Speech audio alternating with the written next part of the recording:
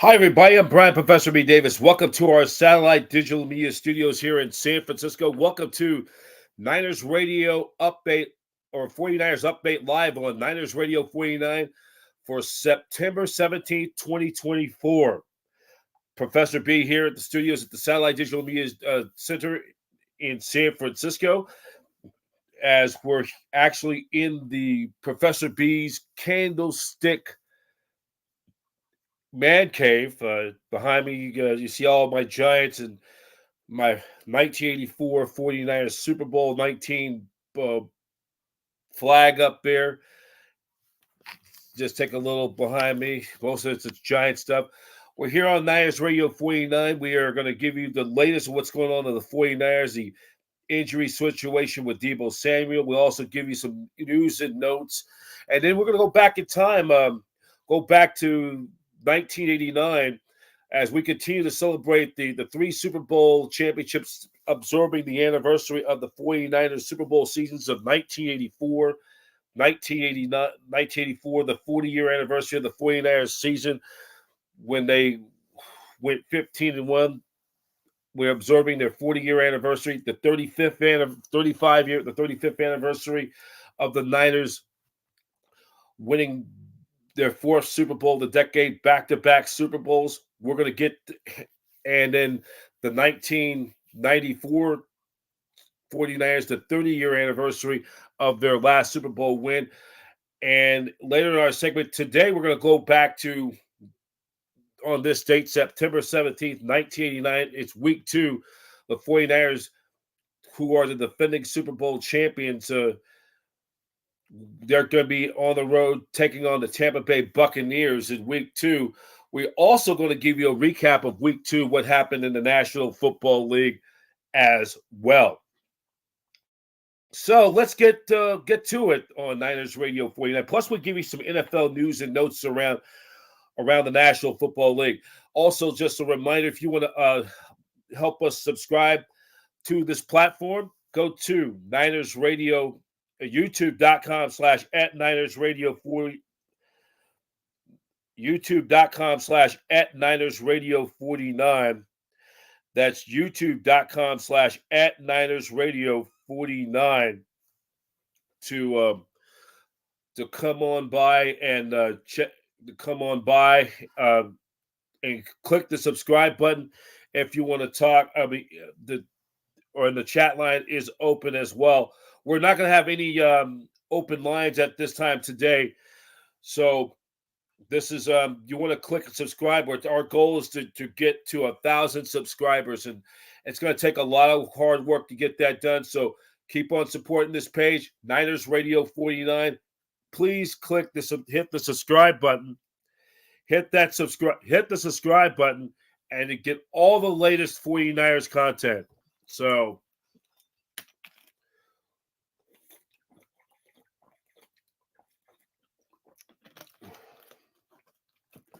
let's get down to it. So the big news of the day, in case you missed it sometime late yesterday afternoon. So it was Deebo on the injury report that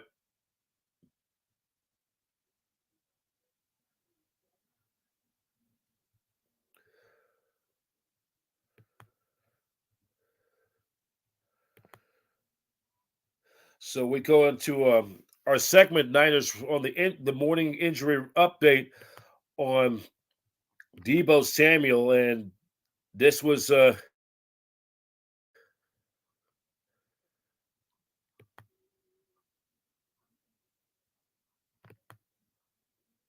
so 49ers. So yesterday afternoon, late, 49ers head coach Kyle Shanahan had stated that Deebo Samuel calf strain, he will be out for at least 2 weeks, and he's going to end up missing the Rams game this coming Sunday and against the Patriots next week as well, dealing with that calf injury. Samuel caught nearly every pass on his way on Sunday. He had 8 balls caught for 110 yards for the 6-year wide receiver, with 5 catches with at least 25 plus or 25 plus receiving yards in their first road game of the year. And the injury going to keep him out. Of course, Christian McCaffrey, he's going to be out until sometime in mid-October, maybe even longer. We'll get to that in a bit. And then some other news, of course, with three players amassing triple digits. Brock Purdy had 319 yards, Jordan Mason 100 yards rushing, Deebo Samuel 110 yards. The 49ers finished with a 300-yard passer, a 100-yard rusher, a 100-yard receiver for the first time since week 14 of the 2023 season. And so the thing that's going to be the key for the 49ers is Brandon Ayuk. He's going to have to step up until they get some people back. Brandon Ayuk, of course, coming in late for training camp. And then the Niners also getting some good news. I believe Tua Tagovailoa could be back this week for the Rams game, be activated onto the 53-man roster. So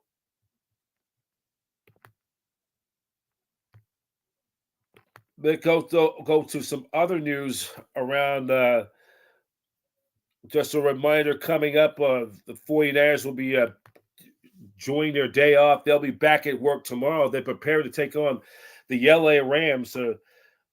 Niners have beaten them 5 straight times down there, but they are coming in as a mashed up, banged up unit with a lot of injuries themselves, and it is not good. Oh, by the way, we are not. And by the way, we are not going to have. We are not going to be able to have Sam Farmer from the LA Rams to help us preview the. In case you're just tuning in, the Sam Farmer, the Rams beat guy for the LA Times, he will not be. He's not going to be able to attend or be our guest on the podcast at this time tomorrow. So we'll hope we can catch him at another time, sometime in December when the Niners play the Rams down before the Niners on that short week. We play the Rams. So the Rams are a banged up unit. They're in the same. The Niners are in the same boat than the Rams, but the Niners injury situation is not as bad than people think. But but the Rams are going to lose Cooper Kupp. He's going to most likely be going on IR. Puka Nacua, he's going to be out for at least 2 months. And then tight end Davis Allen's going to be out. Tight end Tyler Higbee, he's on the PUP, on the physically unable to perform list.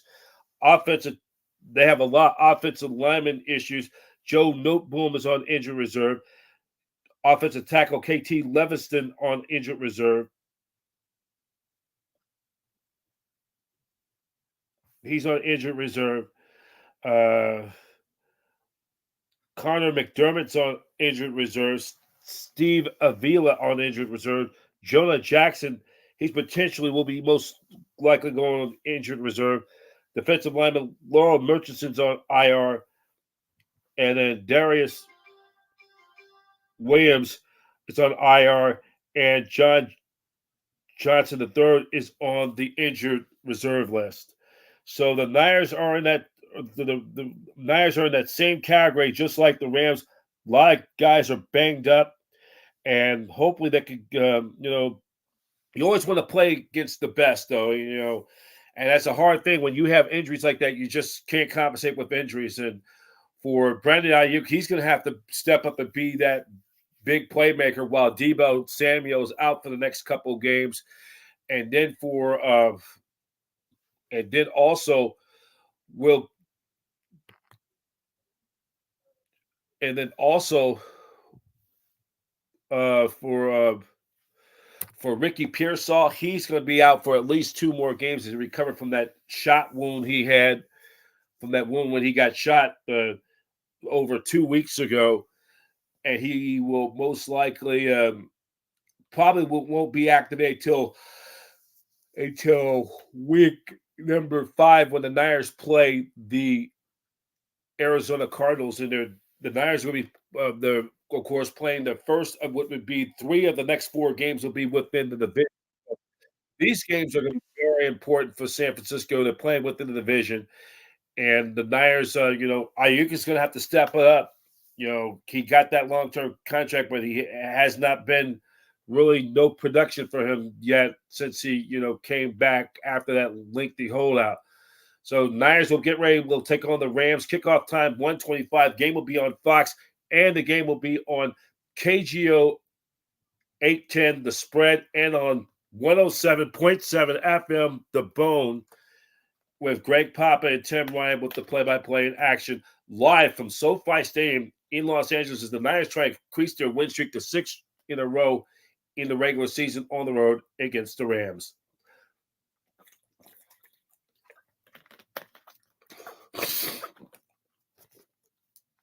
So as we continue on Niners Radio 49, we are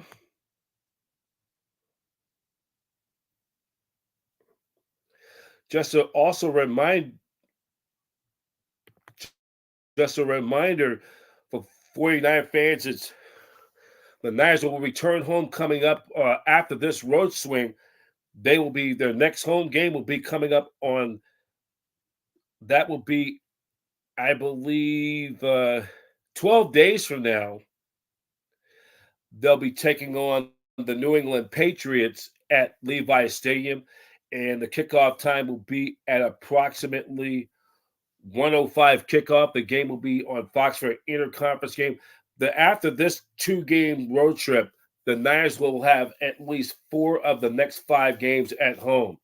So this is an opportunity for the 49ers to hopefully weather the storm with these injuries early.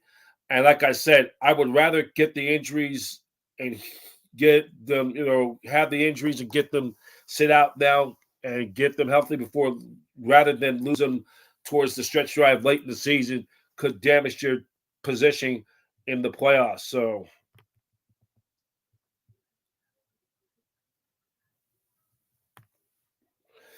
So taking a look, Niners will, of course, you can get your tickets at NFL.com or at Ticketmaster.com. Ticketmaster, official ticket provider for the San Francisco 49ers and the NFL. So let's continue on Niners Radio 49, and we will go now into this segment with all the NFL news and notes. And we just got a breaking news story, developing news story. And the Dolphins will now place Tua Tagovailoa, the concussion, on the injured reserve, and he will miss at least the next 4 games. And like I said, I just hope and praying for his healthy healing and for his well-being. Concussions are a very serious thing, and I'm just hoping that Tui could just make that right decision, because I don't want him. It would be a catastrophic, tragic injury, but could end up getting him killed. And that's a serious thing. Had another concussion, and Dolphins quarterback Tiago Funga, reported by ESPN, is going on IR after sustaining another concussion last week in their loss to the Bills last Thursday night. A source told ESPN's Ab Schefter on Tuesday Tagovailoa will be out for a minimum of 4 games. Dolphins head coach and former Niners offensive coordinator Mike McDonald on Monday said that Tagovailoa won't be placed on IR until more information became available. The third-year veteran Skylar Thompson will start in place in Sunday when the Dolphins, when they played the Seattle Seahawks.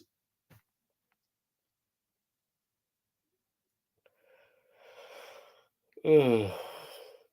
So we'll be keeping you more update on that situation. Our thoughts and prayers for him, that he could, and the concussions. Though it was the best thing. I tried to go out for football for my senior year to play tight end, but I'm glad the head coach, Mr. Joe Callan, didn't suit me up, and I think it was the right thing. And I look back now, that is the right thing, because it is a contact sport, and it's a lot, But we take a look also now of Around the news in week 2, Bryce Young, the young quarterback for the Panthers, he's going to be benched in for the favor of Andy Dalton, and one of the greatest failures of the recent memory of the Panthers have been benched 2023 number 1 pick Bryce Young, exactly 18 games in his NFL career. Of the quarterbacks with at least 10 starts since the beginning of last year, Young is the worst expected points added, and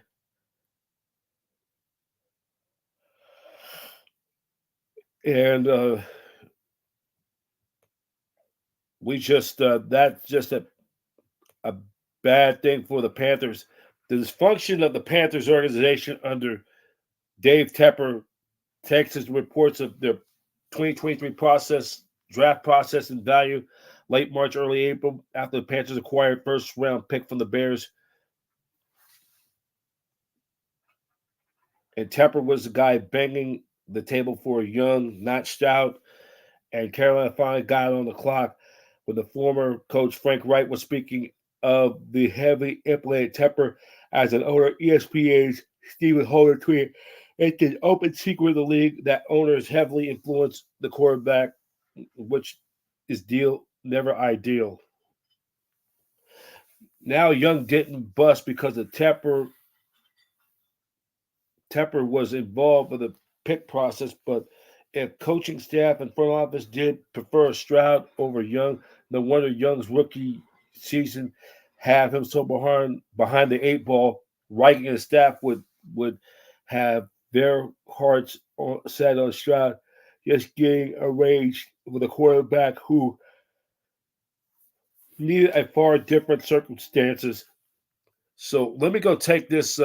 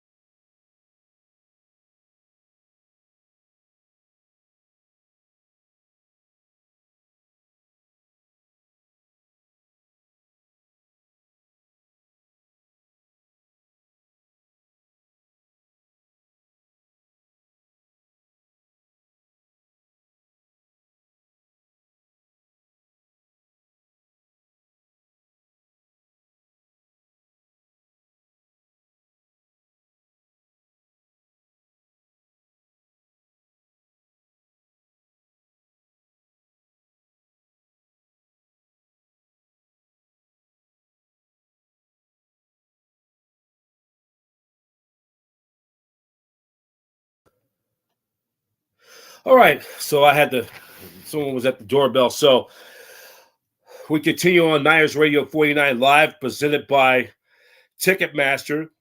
To purchase future Niner tickets for Niner home games, go to Ticketmaster.com. Ticketmaster is the official ticket provider for the San Francisco 49ers and the NFL. So we continue on Niners Radio 49, just a little bit around what's been going on around the NFL. But that situation with the Panthers, it's really been tough in recent years. The last thing, they just have just not a good organization right now, a poor infrastructure, and it's just a tough thing that the Panthers are continuing to rebuild. And I think they need to give him time to process and develop.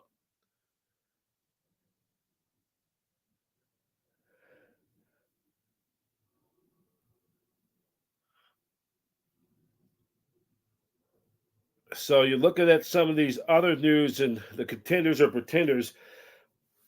There's 2 ways to tell from ESPN.com, and the person who writes this, Ben Solak, this piece from ESPN.com, as we're just still at the quarter mark of this 24 season, and you look at the contenders are Chiefs, and of course the Bills are contenders,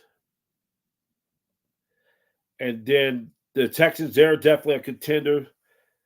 CJ Stroud doesn't have the Mahomes or Allen level just yet, but he's picking up the way where he left off last year.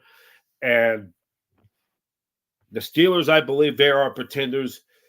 They're a theory, a team that with a stifling defense and a mediocre offense. But even as the system worked over the past 2 weeks, the offense is the ranked in the bottom five in success rates. More, they have more wins than they have touchdowns. For goodness, Mike Tomlin pulls off every season impressive, but I cannot call for the Steelers contenders.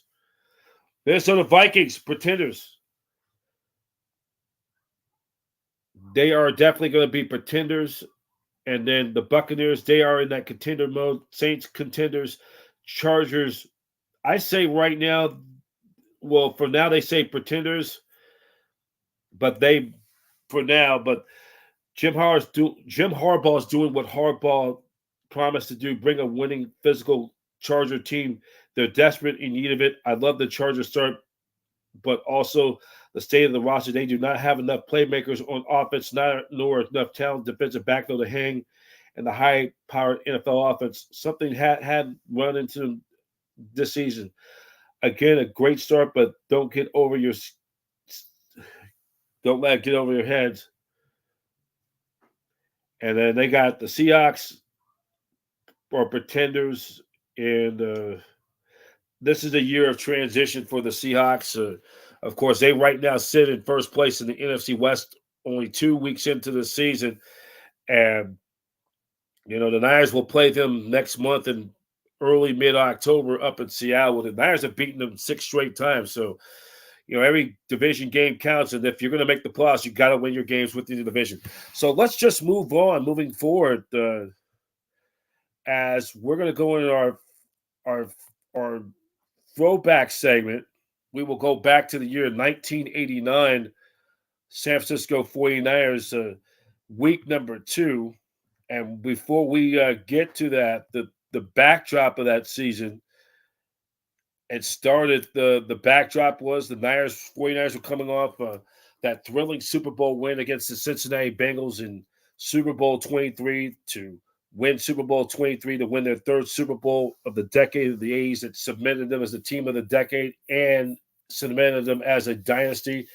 Bill Walsh would, of course, retire after that Super Bowl, and then the Niners would appoint defensive coordinator George Seifert as the team's new coach to replace Bill Walsh. So going into the 1989 season, going into the 89 season, expectations was high. The Niners were trying to become the first team to win back-to-back Super Bowls since the Pittsburgh Steelers did it.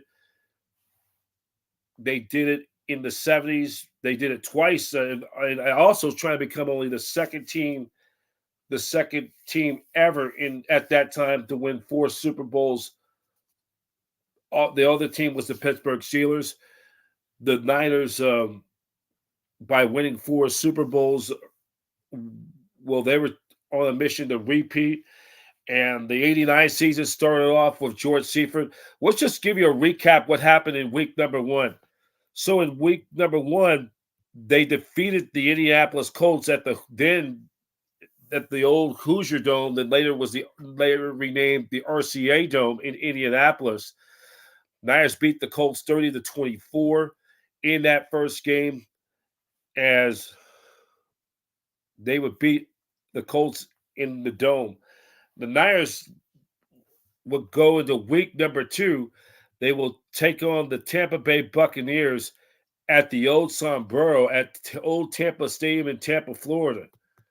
Now, this was a Eastern time zone.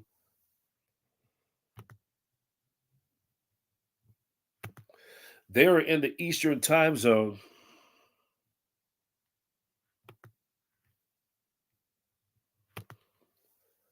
In the Eastern time zone, we will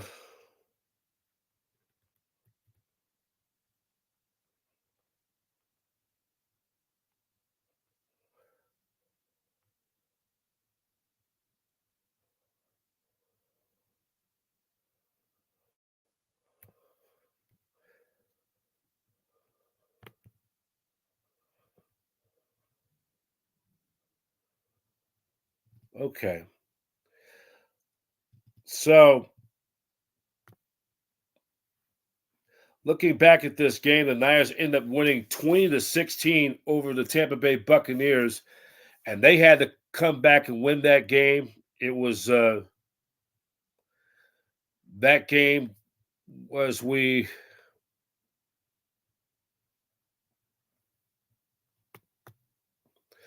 take a look at the numbers of that game and that week 2 game as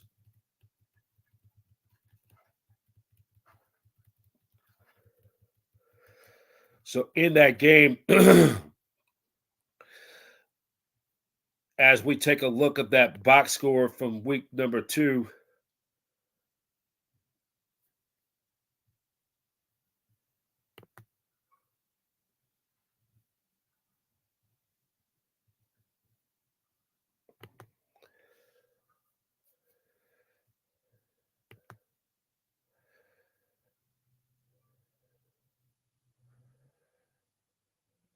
Okay.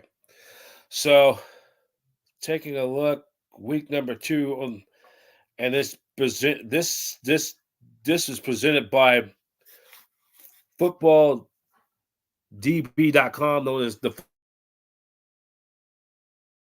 football database. This is a good source to check out all the football action.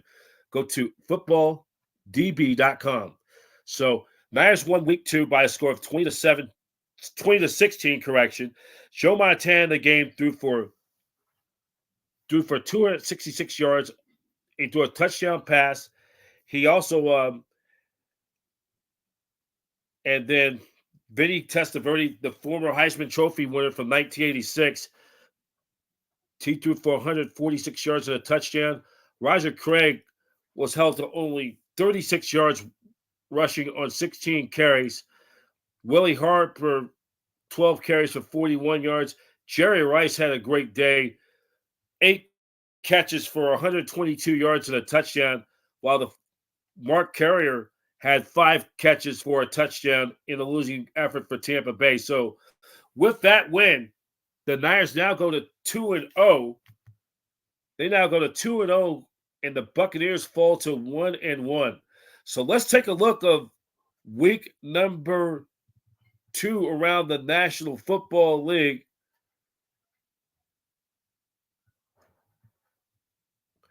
So it was the Cleveland Browns over the New York Jets, 38-24, as Bernie or and then it was the Falcons over the Cowboys in Atlanta, 27-21. Chris Miller, a former local guy, 2 for 255 yards. Herschel Walker, remember this. Herschel Walker, 23 carries for 85 yards, 2 touchdowns for Dallas. Remember, it would be a month later when Herschel Walker was traded to the Minnesota Vikings in that big controversial blockbuster trade. We will talk about that at another time when that week comes up sometime in October. But that trade was the difference of what the Dallas Cowboys would be, of the dynasty they would have when they win 3 Super Bowls with Jimmy Johnson in 4 years. We'll talk about that on another time. And then Michael Irvin, 5 catches for 115 yards in a losing effort for the Cowboys. Then it was the Chiefs over the Raiders at Arrowhead Stadium, 24-19. Jay Schroeder threw a touchdown, threw 2 touchdowns and an interception. Former 49er quarterback Steve DeBerg threw a touchdown. Marcus Allen, 8 rushed for 58 yards on 18 carries. Christian Okoye, the pre-beast mode, 27 carries for 95 yards and 2 touchdowns. Marcus Allen caught 3 balls for 44 yards in the losing effort for the Raiders. So the Raiders Raiders fall to 1-1. The Chiefs improved to 1-1. The Dolphins over the New England Patriots up at Sullivan Stadium at Foxborough. They used to be known as Sullivan Stadium before it became Foxborough Stadium, 24-10. Dan Marino threw for 3 touchdown passes, 226 yards, 3 touchdown passes, but he also threw 3 interceptions. And Mark Clayton led the way for the Dolphins, 6 catches for 97 yards and a touchdown. Dolphin defense played very well. They held the big fullback, the late John Stevens, to only 31 yards rushing. So the Dolphins improved to 1-1. The Patriots go to 1-1. The Green Bay Packers defeat the New Orleans Saints and they win 35-34. Don Majkowski, the Magic Man, threw for 354 yards and threw 3 touchdown passes. And then Bobby Hebert had a great day, threw for 282 yards and 3 touchdowns and threw 1 interception in a losing effort. And then that was the Saints or the Packers with that win goes to 1-1. The Saints fall to 1-1. The game of the day in 1989, the Philadelphia Eagles with a thrilling, comfortable behind win. They would come back to beat the Washington Redskins in the nation's capital, 42-27. The Eagles at one point scored 21 unanswered, 21 fourth quarter points to steal the win in a big shootout in the nation's capital. Randall Cunningham threw for 447 yards. He threw 5 touchdown passes. Keith Jackson had a big day for the Birds. 12 receptions for 126 yards and 3 touchdown receptions. Keith Jackson, if they had the fantasy league, that's a good guy to have on your fantasy team back in 1989. He was no doubt, probably perhaps was the best tight end in the NFC. Greg Clark led the Redskins with 104 catches for 153 yards and 2 touchdowns in a losing effort. So with that win, the Eagles improved to 2-0, while their rival, the Washington Redskins, a heartbreaker in the nation's capital, fall to 0-2. And just like that, right out of the gate, the Redskins are already now 2 games out of first place in the NFC East. Remember, the Philadelphia Eagles will be the Niners' next opponent in Week 3. We will recap, have that flashback moment next week when we look back of 35 years of the 49ers back-to-back Super Bowl championship season of 1989. Other games, the Cincinnati Bengals, the defending AFC champion Cincinnati Bengals, they pick up their first win of 1989 in the regular season, 41-10 over the Pittsburgh Steelers at River Stadium. As the Pittsburgh Steelers fall to 0-2, a week earlier they got annihilated by the Cleveland Browns. And they got just stomped by their longtime nemesis, 51-0 at Three River Stadium. Many considered probably the worst. That's the most decisive, lopsided home loss for the Steelers in the history of Three River Stadium since Three River Stadium opened for business for the Steelers back in 1970. So Bubby Brister threw for 244 yards and a touchdown. Boomer Esiason, who was the 1988 NFL's league MVP, threw for 328 yards and 2 touchdown passes. James Brooks rushed for 20 carries, 113 yards and a touchdown. Lewis Lips caught 5 passes for 122 yards. And then the tight end for the Bengals, Tim McGee, 6 catches for even 100 yards. So we will continue on. It was also the New York Giants going to so with the loss, with the win, the Bengals improved to 1-1. The Steelers fall to 0-2. Then it was the New York Giants coming off back-to-back after winning Super Bowl 21 back in 86. They getting off to a good start. They missed the playoffs both in 1987 and 88. They were winners 24-14 over the Detroit Lions. And Phil Simms threw for 218 yards and 2 touchdowns. O.J. Anderson, 25 carries for 85 yards and a touchdown. Mark Rivero, 5 balls caught for 1 touchdown. The Giants improved to 2-0. The Lions dropped to 0-2. And then it was the Chicago Bears, who have had great success under Mike Dick in recent years. Bears all over the Minnesota Vikings, 38-7. Wade Wilson threw for 253 yards. He threw 4 interceptions, 1 touchdown. And then it was Neil Anderson, 23 carries, rushed for 97 yards, 2 touchdowns. Anthony Carter for the Vikings led the way with 6 catches for 80 yards for the Vikings. So the Bears now go to 2-0, while the Vikings fall to 1-1. And then it was the Phoenix Cardinals over the Seattle Seahawks, 34-24 in that game.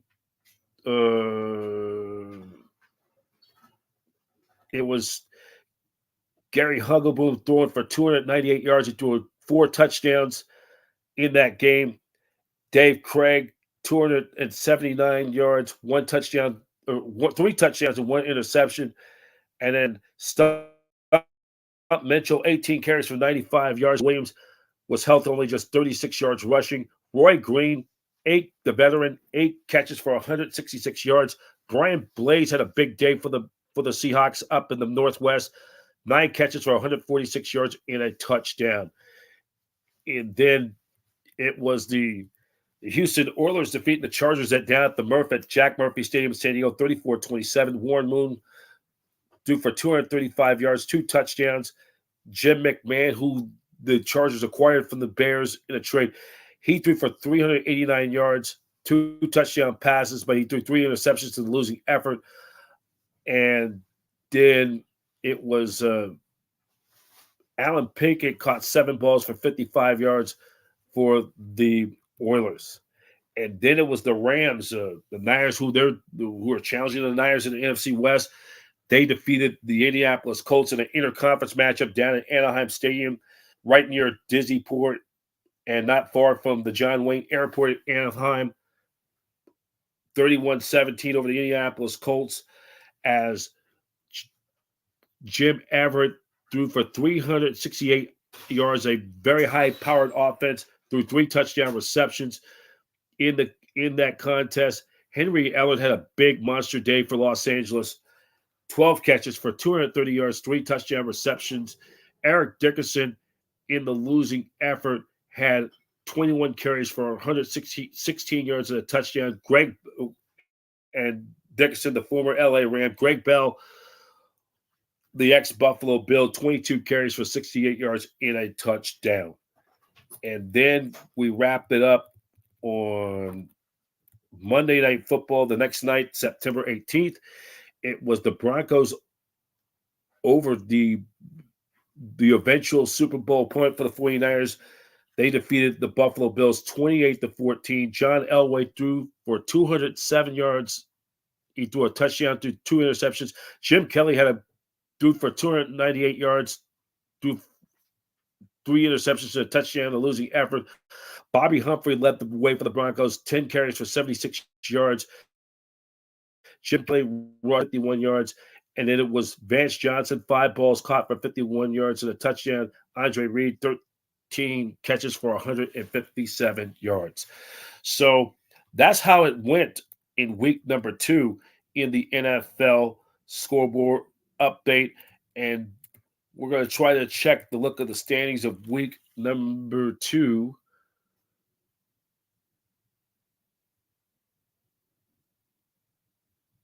And we take a look at the week 2 standings if we got a chance.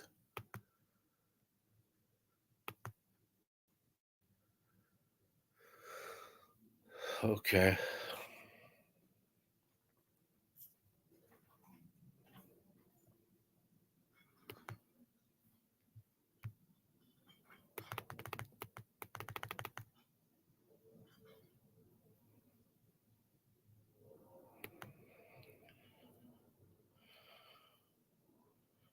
Here we go. So we take a look at the standings, 1989 in week number 2. So the Niners sit. They would go on. This is just for the regular season. I really need to give by week. I don't want to waste time. So the Niners sit at 2-0. Excuse me. They will sit at 2-0 in the NFC West. They're in a virtual tie for first place with the Rams. Then, and of course, as we go more deep in depth of the look back of the 35-year anniversary of the 1989 Super Bowl repeat champion 49ers, we will go more in depth as well of the games. We'll break down every game by game, and this is going to be a fun exercise because we're going to be honoring and as we celebrating the 40th, 35th, and 30-year anniversaries of the 49ers Super Bowl championship seasons of the 1984, 89, and 90 and 94 season. So this is a good exercise to take you a trip back in time of Niners past, and for young people who are 49er fans, wherever you're watching, is that give you guys some good education as well. And this was a good podcast. We wanted to add some new features this year in our podcast. So we're going to get ready to wrap it up for now. Brian, Professor B. Davis here at the Satellite Digital Media News, and stay tuned to Niners Radio 49 for latest updates and up the minutes. We will get back with you when we have a chance. For now, thank you for watching. And later this week, we'll have another edition of Niners Radio 49 daily. And then on Thursday, this coming Thursday, we will go back to the 19th. We'll be doing a Niners Radio flashback as we observe and celebrate the 30-year anniversary of the 1994 49ers. We'll go back to week number 3 when they traveled to take on the Los Angeles Rams at Anaheim Stadium in Anaheim, which would be their final trip to the Big A in Anaheim. It would be the final road trip down there. We'll recap week number 3 when the 49ers took on the Rams down at Anaheim Stadium in Anaheim. We will have that. We'll recap that sometime on Thursday as well. So for the latest news of the 49ers and so much more, go to 49ers.com, 49ers.com, and then check us out of all the content, all the live features. If you want to watch the replay of this podcast, go to youtube.com/@NinersRadio49. That's youtube.com/@NinersRadio49. And more importantly, please click the subscribe button. Our mission is to reach out to all facets of life, reach people out in the community, in the world, and global, as we're trying to, goal is trying to get to 1,000 subscribers.